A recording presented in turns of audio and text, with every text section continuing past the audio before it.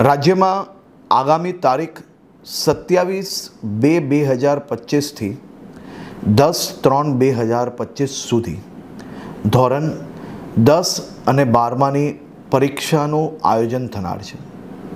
લાખો વિદ્યાર્થીઓ આ બોર્ડની પરીક્ષા આપવા માટે પોતપોતાના ગામથી પરીક્ષા કેન્દ્ર સુધી પહોંચવામાં કોઈ બી પ્રકારની તકલીફ ના પડે તે માટે મુખ્યમંત્રી શ્રી ભૂપેન્દ્રભાઈ પટેલ સાહેબના માર્ગદર્શનમાં રાજ્યના એસટી વિભાગ દ્વારા આજે ખૂબ મહત્ત્વનો નિર્ણય લેવામાં આવ્યો છે.